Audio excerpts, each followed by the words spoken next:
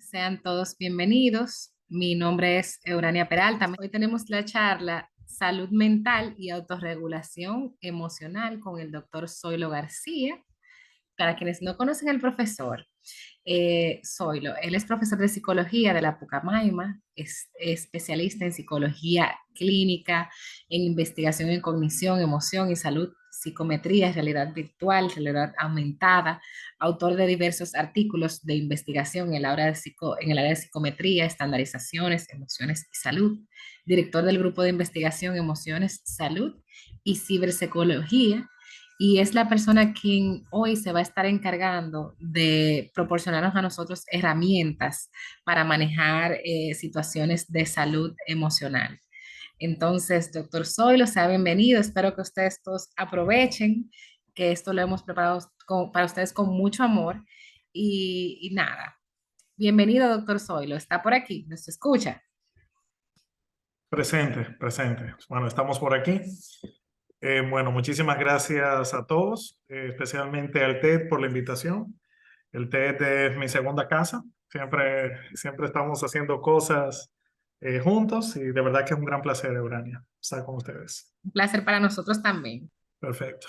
El día de hoy prácticamente vamos a hablar un poco sobre lo que es la salud mental, sobre lo que es también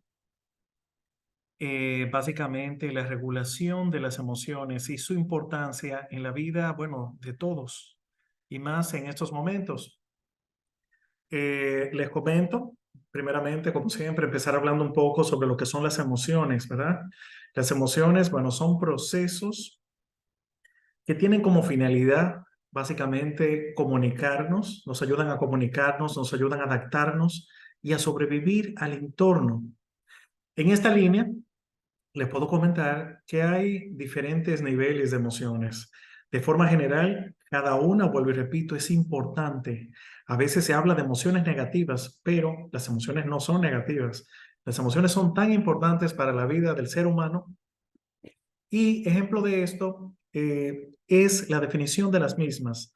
Por ejemplo, las emociones más básicas son alegría, tristeza, miedo, asco, ansiedad, ira o enojo, sorpresa, etcétera.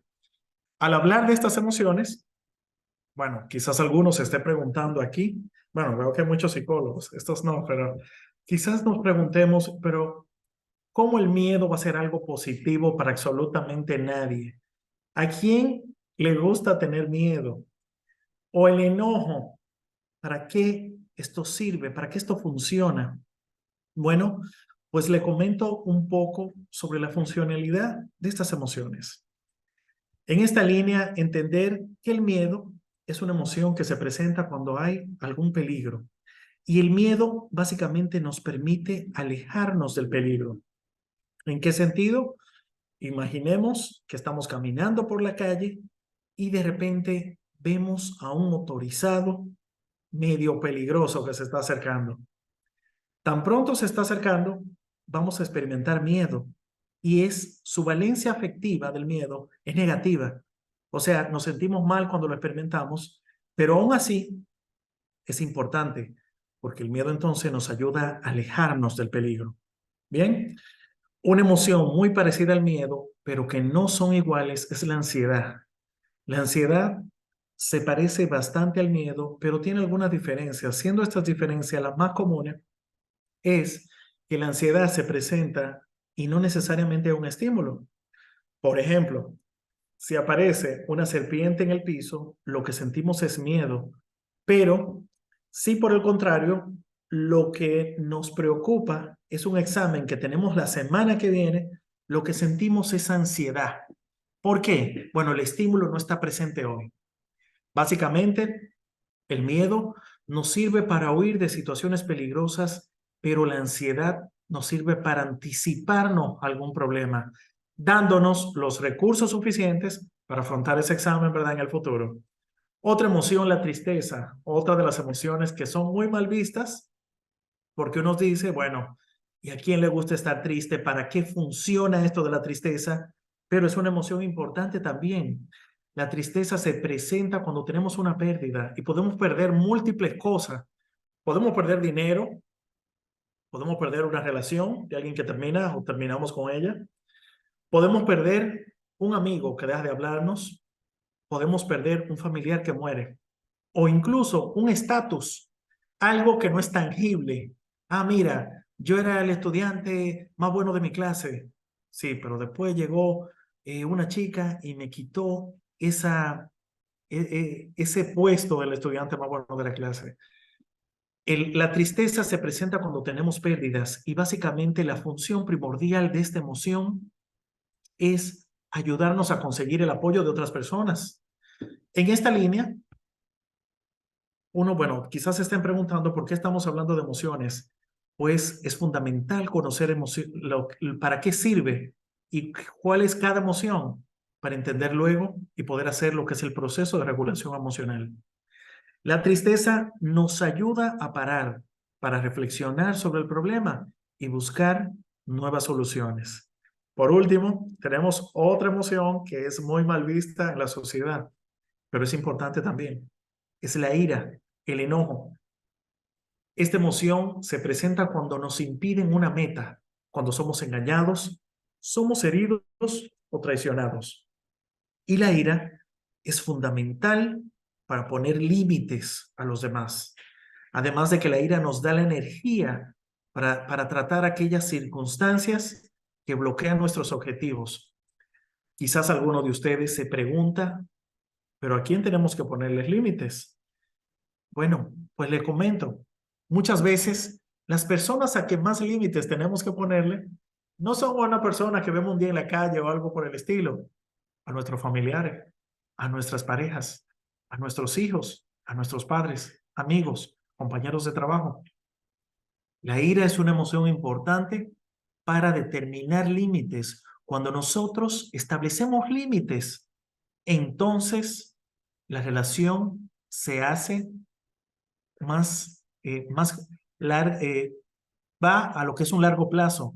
Hay personas que evitan en las relaciones, yo le digo, familiares, relaciones de pareja, relaciones de amistades o de trabajo, evitan experimentar ira y evitan el conflicto. Te dicen, ay, no, mira, yo no quiero pelear con fulanito ni nada.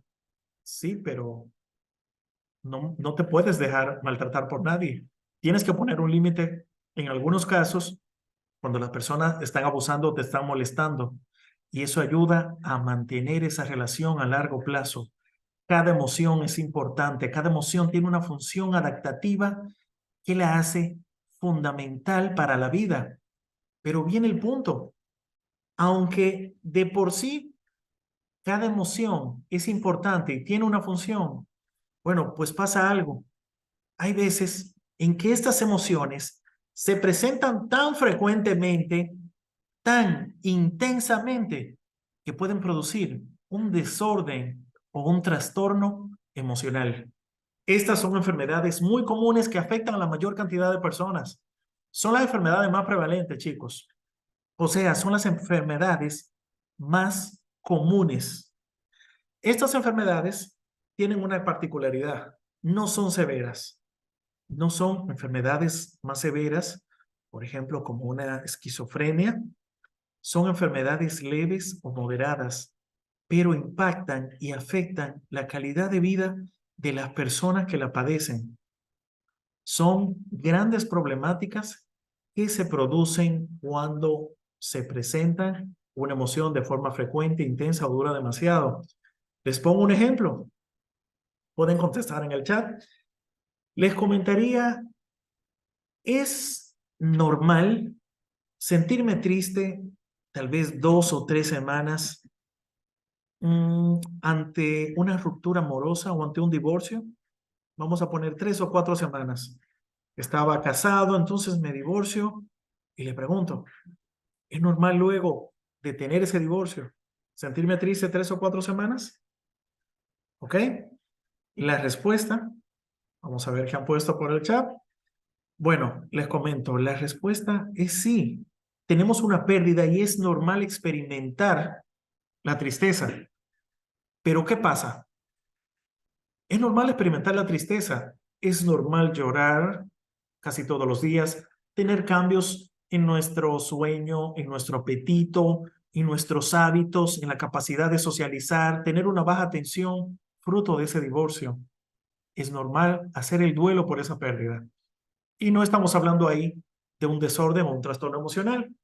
Pero ahora imaginen, me divorcio, choco el carro esa misma semana, me botan del trabajo y se muere mi abuelita. Todo en la misma semana. Son tantas pérdidas que nos afectan en un momento dado que entonces podemos desarrollar lo que es un desorden o un trastorno emocional, que como decía anteriormente, son las enfermedades más comunes y más prevalentes a nivel mundial y algunas de ellas que otras son la primera causa de discapacidad. Muchas veces pensamos solamente en la discapacidad física, pero no. También existe la discapacidad emocional y esto afecta no solamente a la persona que la tiene, afecta los países, afecta las industrias, afecta a los gobiernos por el dinero que se invierte en ellas, en estas enfermedades. Aquí tenemos un ejemplo de diferentes enfermedades emocionales o desórdenes emocionales. Entre los de ansiedad tenemos la preocupación excesiva, el pánico, ansiedad social, estrés postraumático, obsesiones, compulsiones, la depresión y todos sus tipos, depresión mayor, distimia, depresión bipolar, etcétera. Las somatizaciones, somatizar es cuando una problemática psicológica nos afecta de forma física. Hay personas que se le afecta el estómago, le da síndrome de intestino irritable, le da gastritis y comienza a repasar todos los doctores en gastro sin encontrar una solución. Le hacen los análisis, los estudios y no tiene nada, porque tiene un carácter somático, un carácter psicológico. Otras personas se le manifiesta con dermatitis en la piel, hay personas que le dan dolores musculares, cefaleas tensionales, problemas de sueño, etcétera. Y por último, una alta emocionalidad negativa. A veces no necesitamos tener un diagnóstico de un desorden emocional para estar como enfermos o estar afectados. A veces simplemente tenemos una fuerte sintomatología ansiosa o depresiva que es suficiente para romper con nuestro bienestar. Dicho sea de paso, les comento algo. Estos desórdenes emocionales son las enfermedades más comunes y prevalentes. En República Dominicana, solamente para tener una idea, antes de pandemia, de cómo estaban estos números, hablábamos en República Dominicana de 5.7% de personas con trastornos de ansiedad. De cada 100, casi 6 tenían un trastorno de ansiedad y 4.7% tenían un trastorno depresivo, una enfermedad de depresión. Esto es, ahora uno dice, ven acá, pero ahora todo el mundo está en el psicólogo. Sí, porque es que hay enfermedades prevalentes y hay un mayor conocimiento de estas enfermedades. Entonces la gente está buscando más ayuda en esta parte. Pero ¿qué pasa? A pesar de todo esto, es bueno entender algo. Eh, a todas estas problemáticas que ya existían antes de la pandemia, se agrega la pandemia. La pandemia fue un acontecimiento global que marcó la vida de una gran cantidad de no solamente de dominicanos, sino de en todo el mundo. El COVID, en sus manifestaciones más severas, afectó a una parte de la población, pero la parte emocional de la mayoría de personas del mundo se vio afectada por la pandemia y el confinamiento. ¿Por qué? Fueron casi 2 años, querido compañero, donde estuvimos encerrados, donde tuvimos miedo a perder nuestros trabajos, a enfermarnos, a que enferme nuestra familia, a no poder suplir de alimentos, de medicamentos, etcétera, y donde no sabíamos qué hacer. Todo esto aumentó aún más la prevalencia mundial de depresión. Para que tengan una idea, antes de la pandemia hablábamos de 300 millones de personas que padecían depresión. Luego de la pandemia, este número de 300 se incrementó a 57 millones más de personas. Cuando hablábamos de trastornos de ansiedad, hablábamos a nivel mundial de 260 millones de personas y luego de la pandemia, este número incrementó a 75 millones más. Incluso podemos observar en esta estadística que los trastornos de ansiedad se detonaron más en pandemia. En República Dominicana hicimos un estudio para ver cómo le estaba afectando la vida emocional de los dominicanos. Desde el laboratorio comenzamos a ver qué estaba pasando. Y estos son como algunos de los resultados. Simplemente para que usted pueda identificar algunas sintomatologías que usted dice, pero ven acá, yo antes de la pandemia no era así, pero después que pasó, yo comencé a tener como cierta conducta. Para tener una idea, no lo vamos a ver todo, simplemente mencionar algunos. 31% de los dominicanos presentó la mayor parte del tiempo una preocupación de que pueda ocurrir algo terrible. 25% presentó cada vez más dificultades para relajarse. 27% ansiedad, miedo, preocupación la mayor parte de los días. Esto fue posterior a la pandemia.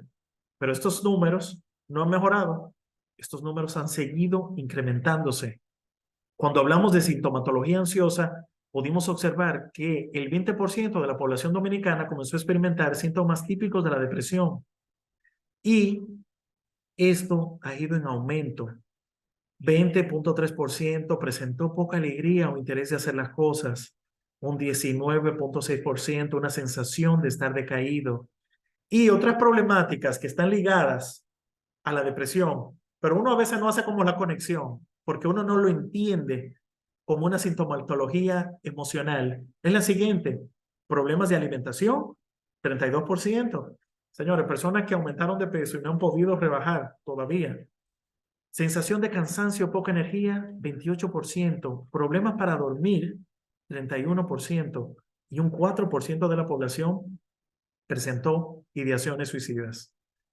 También, ya para terminar en esta parte, casi un 40% de los dominicanos comenzó a experimentar ataques de pánico luego de pandemia, y eso se ha mantenido en el tiempo.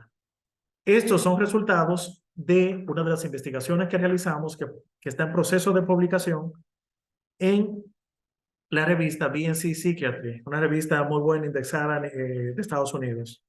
¿Qué pasa? Es bueno destacar que las personas más jóvenes y las mujeres dominicanas fueron las que tuvieron una mayor sintomatología. Los más jóvenes y las chicas, las mujeres dominicanas. Por otro lado, habían algunos factores de protección. Tener un trabajo, tener un ingreso bueno, económico y un nivel educativo era un factor de protección para toda esta sintomatología negativa, ansiosa, etcétera. Aquellas personas con menores sueldos que no estaban trabajando o con un nivel académico bajo fueron personas que se afectaron más. De aquí que todavía estamos hablando de efectos post pandemia. Pero bueno, esta es la intro, ¿verdad? Es una intro que me gusta comentarla porque es lo que está pasando y estamos viendo. Y eso, ni hablar de la sintomatología de la ira, del enojo. Personas explotando fácilmente, personas irritables que tenemos en las calles, en los negocios, que le echan un café caliente, que pelean, que chocan el auto, sin hablar de otras cosas negativas que están sucediendo y hemos podido ver en estas semanas. Entonces, entra aquí un salvador: la regulación emocional. La regulación emocional es la capacidad de regular nuestras emociones para la interacción con las personas del entorno, pero también para nuestro propio bienestar. Cuando hablamos de regulación emocional, debemos entender que nosotros no podemos controlar una emoción, pero sí podemos regularlas. Imagine que está usted parqueado en un semáforo y cuando el semáforo está a punto de cambiar a verde para usted proseguir, viene otro carro y se le pone adelante para desmontar un pasajero o algo en puro verde. ¿Qué emoción pueden experimentar en ese momento? A ver, vamos a ver el chat. ¿Qué nos dice? Bueno, esperamos. Y la emoción más común que experimentamos es ira. Quizás la manifestación mayor de ira que podemos hacer es apagar el carro, pararnos del carro, tomar lo que tengamos a mano ir a pelear, ¿verdad?, con ese chofer por el enojo. Pero no, la regulación emocional nos permite quedarnos tranquilos ahí. Estamos enojados, pero regulamos nuestra emoción. Ay, Dios mío, qué tontería. Y no pasa de ahí. Eso es parte de regular nuestra emoción. Otra forma que podemos observar de regulación emocional, bueno, hay personas que tienen una pérdida, un padre, una madre, que es una pérdida de las más fuertes que podemos experimentar. Y bueno, hay personas que de repente están en la iglesia y están llorando, están gritando enfrente de su ataúd porque es tanto el dolor, es tanto la tristeza, que tienen, ¿verdad? Una expresión de la tristeza muy fuerte. Hay otra persona que está triste, pero está sentada en la silla y está llorando. Esto es un ejemplo de lo que es la regulación emocional, cómo a través de ella nosotros podemos impactar en esa respuesta emocional que podemos tener. Hay algunas formas de aprender, hay alguna forma de poder nosotros ejercitar el regular nuestras emociones. Pues sí, el primer paso, como les dije, es conocer las emociones. Por eso empezamos el día de hoy definiendo cada una, para qué sirve, para uno entender qué es lo que uno está sintiendo también en un momento determinado. Y bueno, seguimos aquí. ¿Podemos regular nuestras emociones? Pues sí, hay diferentes estrategias y ejercicios conductuales, incluso cognitivos, algunos otros, que podemos hacer para regular nuestras emociones. Entre ellos, bueno, vamos a ver alguno de esos. Nos dice aquí: no pienses demasiado. Hay personas, señores, que son tan buenas, son tan creativas, pero esa creatividad, ese gran regalo que nos dio la evolución, que nos dio Dios, es esa capacidad de crear, esa capacidad de asociar, que gracias a esa capacidad y competencia humana, estamos aquí ahora mismo, hablando yo desde Santiago, algunos desde otros puntos del país, porque tenemos Zoom, porque tenemos computadores, etcétera. Pero es bueno denotar algo. Nuestro cerebro a veces genera cosas que no tienen ningún valor o ningún significado. Son pensamientos negativos. Tienen diferentes nombres: pensamientos irracionales, automáticos, etcétera. Ya ustedes lo conocerán también con otros nombres. Eh, por ejemplo, imaginemos esto. Estamos manejando un día normal por la autopista, vamos por la autopista y pasa un camión muy cerca. Y de repente, mientras vamos manejando, nuestro cerebro, que es muy bueno creando cosas, puede llegarle a la cabeza: ¿y si yo pierdo el control y choco con el carro? Nuestro cerebro utiliza a veces estos recursos como una forma de protegernos y como de alertarnos. Estate pendiente. Uno le llega este pensamiento y no pasa nada. No le hacemos caso. Bueno, sigue manejando, un poco más atento, pero no pasa nada ante este pensamiento. Pero ¿qué pasa? El papel de estos pensamientos obtiene otra cara mientras más estresados estamos, mientras más ansiosos o tristes. Imaginemos lo siguiente: tengo una semana con un proceso de auditoría de mi trabajo en la empresa y estoy muy estresado y voy en el carro manejando y de repente pasa el camión, me pasa muy cerca y me llega el pensamiento: ¿y si yo choco? La primera vez, en el primer ejemplo, cuando me pasó, como era un día normal, yo estaba más o menos bien, no le hice caso a ese pensamiento. Pero como estoy más estresado en el segundo ejemplo, estoy más vulnerable a estos pensamientos negativos. Entonces comienzo a magnificar: ay, Dios mío, ¿y si yo choco el carro? ¿Y si yo pierdo el control? ¿Y si pasa algo? Entonces sube mucho mi nivel de ansiedad y me siento mal.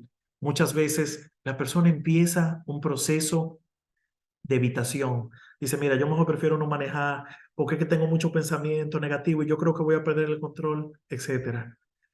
No pensar demasiado e identificar lo que son los pensamientos automáticos en tu vida para poder reducir el impacto de los mismos. Los pensamientos negativos están en la base de los diferentes trastornos emocionales son muy comunes en los diferentes trastornos. Eso es un primer paso para regular tus emociones. No pienses demasiado. Identifica tus pensamientos negativos. Otra estrategia, una vez que ya has aprendido a identificar tus pensamientos negativos, que ya eres muy bueno, dice, no, es un pensamiento negativo, no voy a magnificar esto para sentirme mal. Bueno, pues hay una etapa, distracción. Y desde la psicología cognitivo-conductual hay diferentes estrategias que nos ayudan a distraernos de esos pensamientos que nos hacen magnificar y nos ponen tan mal. Recordar que el pensamiento automático, cuando se magnifica, hace que nos sintamos tristes, enojados, ansiosos, preocupados, etcétera.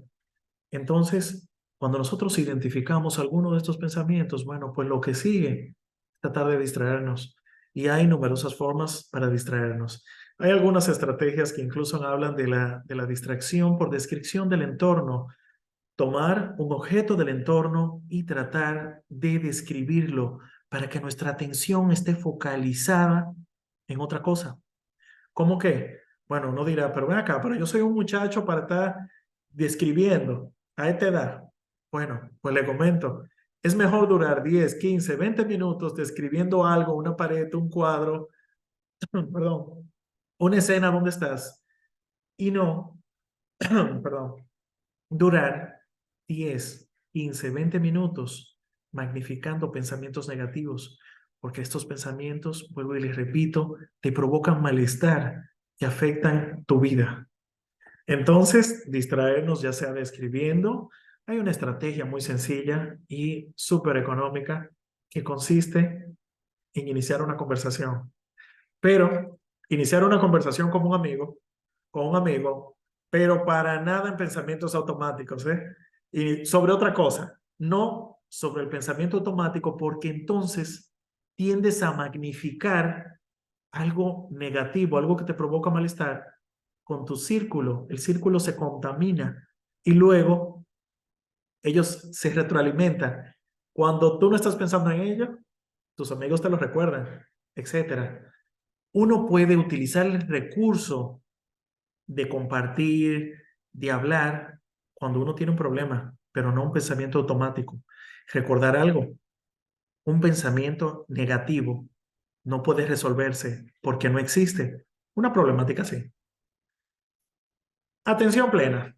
Bueno, hay muchos usos de lo que es la atención plena, del mindfulness, etcétera. Y hay diferentes ejercicios para nosotros cultivar la atención plena. Alguno de estos ejercicios, bueno, consiste, bueno, vamos a ver, anoten los pasos. Número uno, encontrar un lugar tranquilo, sin distracciones, para sentarte. Puede ser en tu hogar, puede ser en el patio de tu casa o en cualquier otro lugar donde te sientas cómodo y seguro. Una vez que encuentras ese sitio para sentarte, bueno, hazlo en el suelo o en una silla, con tu columna vertebral derecha, pero sin tensión. Tampoco es que va a estar súper duro. Descansa las manos sobre tus rodillas o sobre el regazo y cierra tus ojos. A partir de aquí, toma 3 respiraciones profundas y lentas, inhalando por la nariz y exhalando por la boca. Siente cómo tu cuerpo se relaja con cada exhalación. Ahora trae tu atención a la respiración. Observa cómo entra, cómo sale. En este momento tienes que observar muy claramente y siente el movimiento en tu abdomen y en tu pecho. Si tu mente se está distrayendo con pensamientos negativos o emociones, simplemente obsérvalos sin juzgar y vuelve a tu atención en la respiración. Continúa observando la respiración durante unos minutos. Si te sientes cómodo, puedes prolongar este ejercicio durante más tiempo. Cuando estés listo para finalizar, lleva tu atención de nuevo al ambiente que te rodea. Toma una respiración profunda y abre suavemente los ojos. Es uno de los ejercicios más comunes de atención plena. Y dicho sea de paso, bueno, les comento, la atención plena, el mindfulness, la mayor aplicación que podemos hacer de ella es para relajarnos. Cuando aprendemos a relajarnos, bueno, pues está muy bien. Pues aprendemos una forma de poder lidiar con lo que es la ansiedad, de poder lidiar con lo que es la emocionalidad negativa. Otra estrategia, bueno, es esta que está aquí, de centrar. Es una de las estrategias más utilizadas. Hay, bueno, un psicólogo, David Clark, es es uno de los gurús de la psicología en Inglaterra. Pude participar con él en un congreso hace un mes y nos habla de una técnica que se llama descentramiento. Esta técnica consiste en alejarse de los pensamientos y emociones negativas y tratar de verlo desde una óptica más objetiva.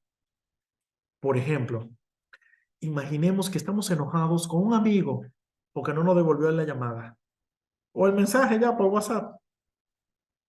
Entonces, una forma de descentrarnos es alejarnos de esos sentimientos intensos y ver la situación de una forma diferente, desde una perspectiva más, digamos, más objetiva, reconociendo que puede haber varias razones por las cuales nuestro amigo no nos devolvió la llamada. Esto es descentrar.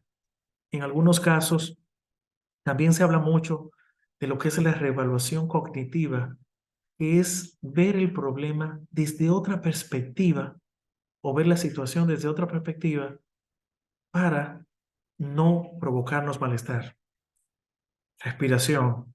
La técnica más utilizada es la técnica considerada la aspirina de la psicología cognitivo-conductual, pero requiere práctica, ¿verdad? Como todo, como el mindfulness, etcétera. Aquí, la respiración diafragmática o abdominal es una herramienta poderosa. Hay diferentes fases que podemos ver aquí. La número uno, poner una mano en el abdomen, ¿verdad? En el costado. No veo, el abdomen no se ve, pero está aquí abajo, en la boca del estómago. E imaginamos que estamos inflando un globo. Con los ojos cerrados, tomamos aire por la nariz y lo llevamos al abdomen.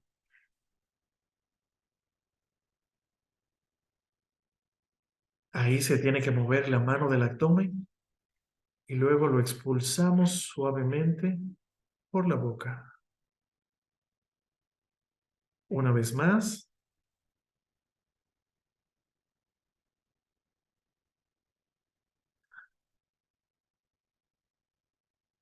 vuelvo y les repito, es una técnica que requiere práctica al menos 5 minutos al día, por lo menos 2 veces al día. Practicar estas técnicas nos ayudan a regular emociones tan importantes como la ansiedad o la ira. Cuando estamos enojados o estamos muy ansiosos, estas son emociones que nos ayudan a relajarnos y constituyen una herramienta fundamental para lidiar con el estrés y la ansiedad que nos provoca el mundo, que es bastante, ¿eh? O sea, no es fácil tener una pareja, no es fácil tener hijos, tener un trabajo, mantenerlo, tener un jefe, familiares. Entonces, una forma de lidiar con todo esto sin tener que utilizar recursos o formas de medicarnos que no son saludables, como cigarrillo, alcohol, drogas, comida, incluso, es aprender a regular estas emociones y aprender a relajarnos. Hay otra estrategia que es sumamente sencilla y que la gente muchas veces me pregunta, ¿y esto tiene que ver con psicología? Señores, tener una rutina,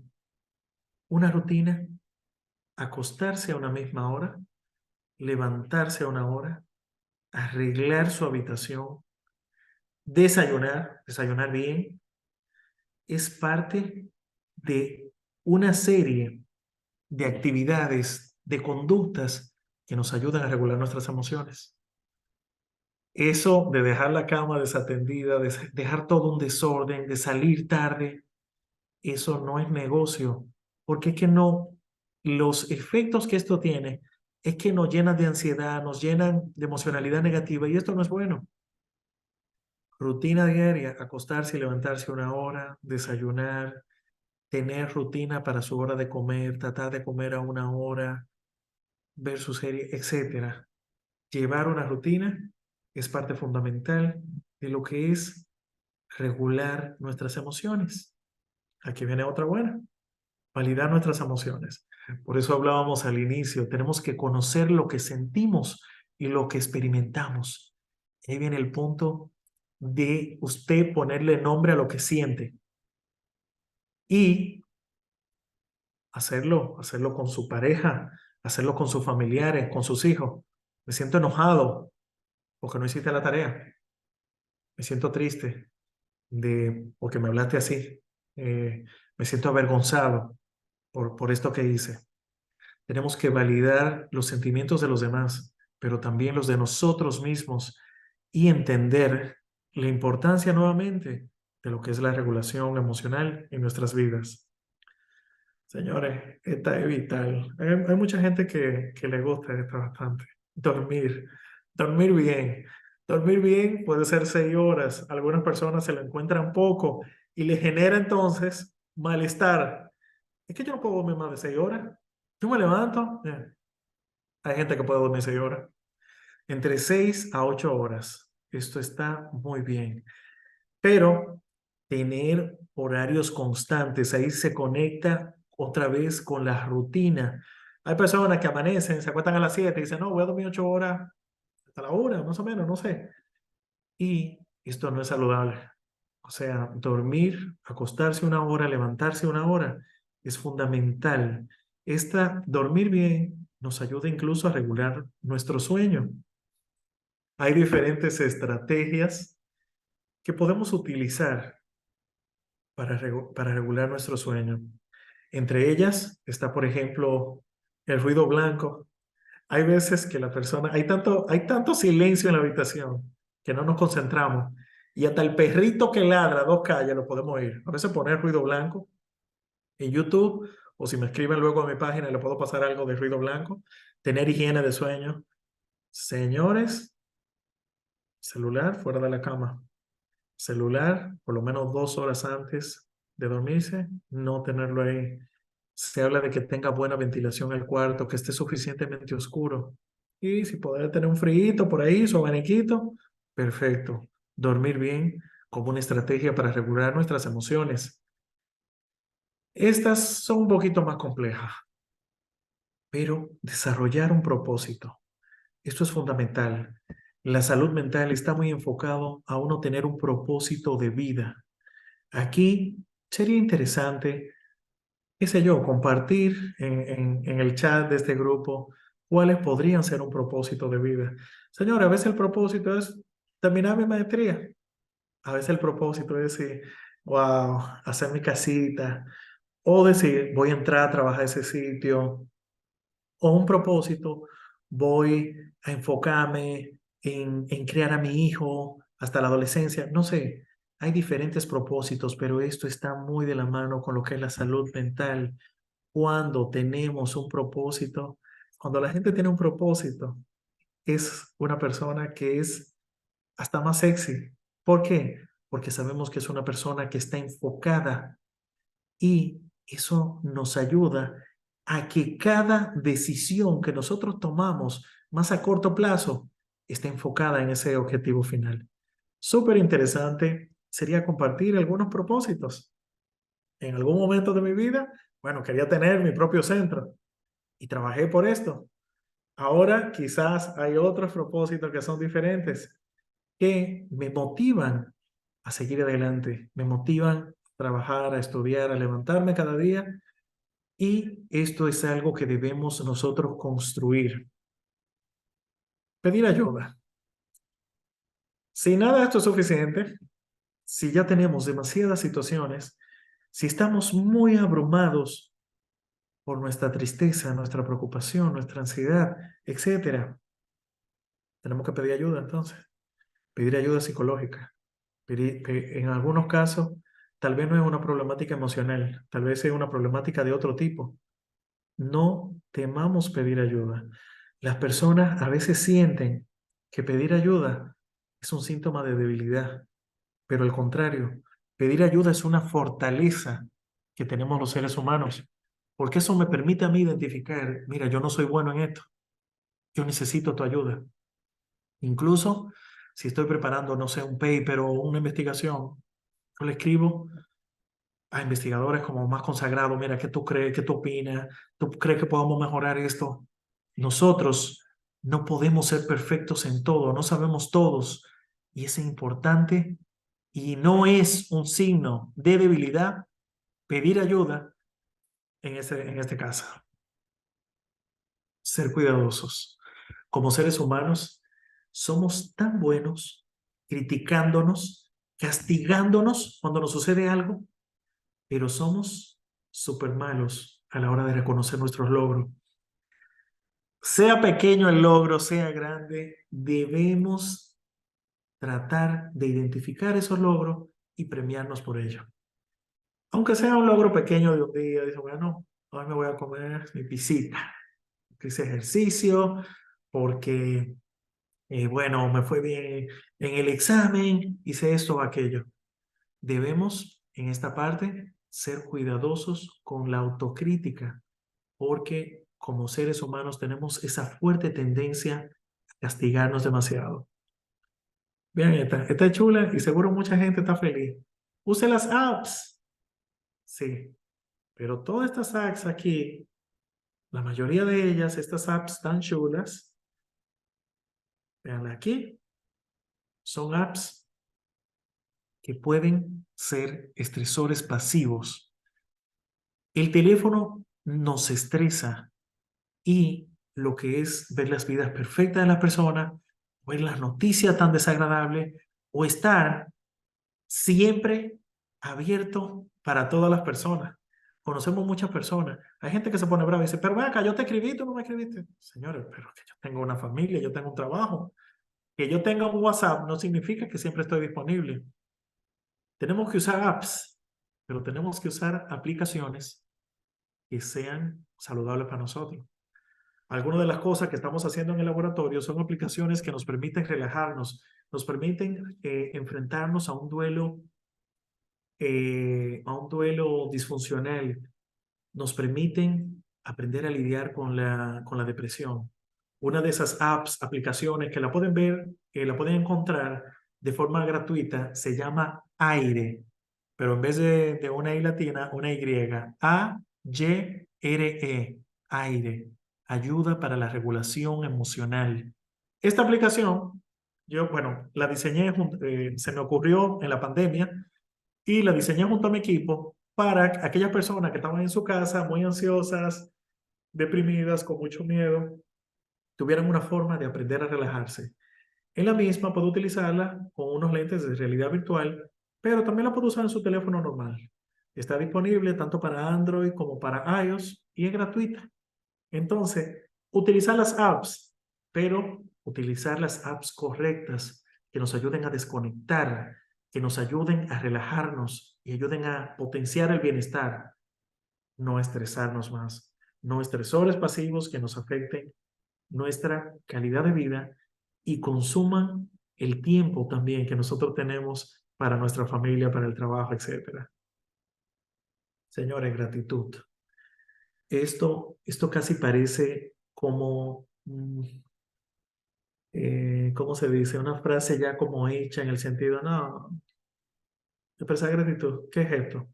Hay que expresar gratitud por las grandes cosas que logramos, pero también por esas pequeñas.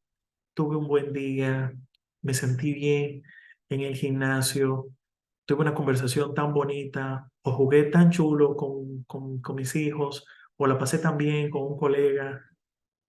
Hay que tratar de ser agradecidos. Esto va orientado en lo que es el pensamiento más positivo que nos permite sentirnos mejor con nosotros mismos.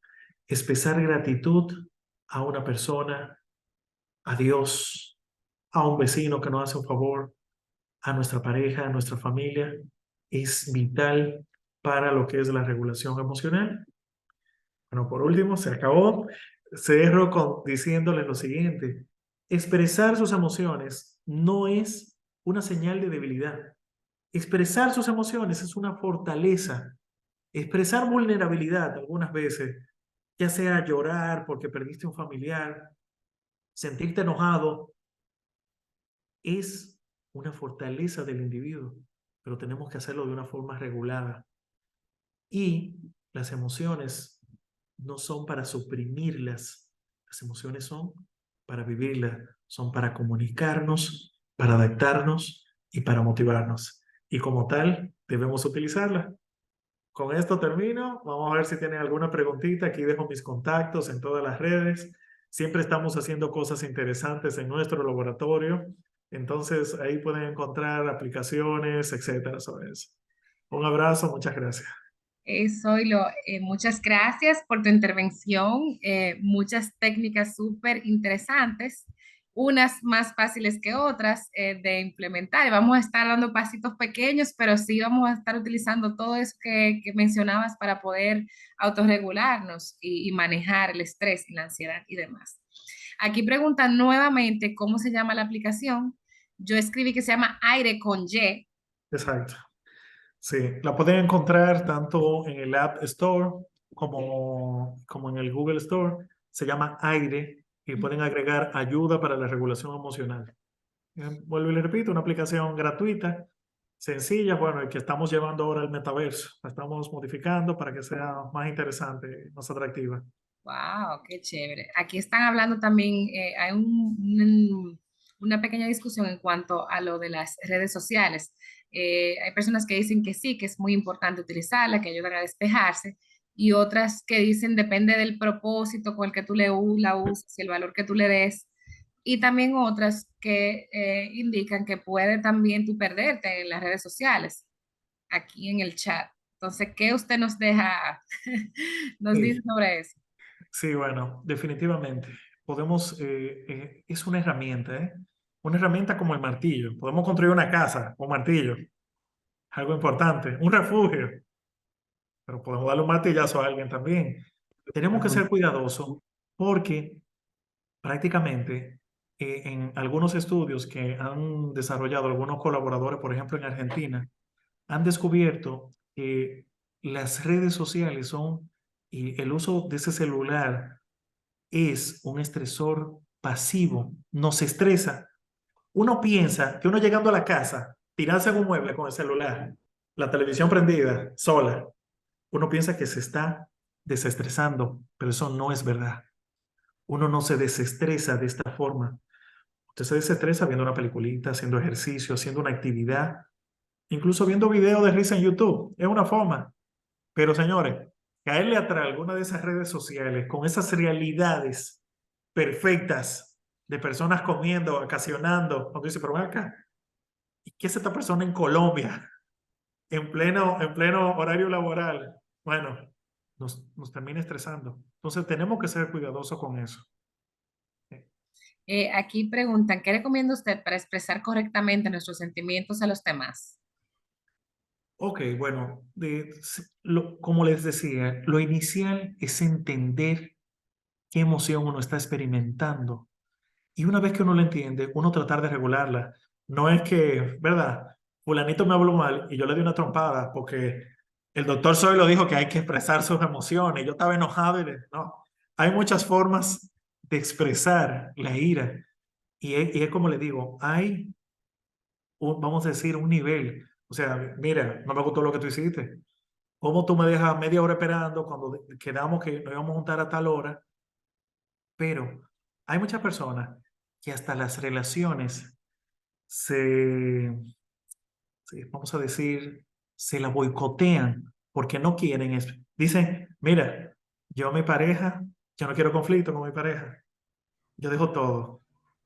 O sea, él llega tarde, él llega a las 2 de la mañana, pero yo no quiero conflicto con él.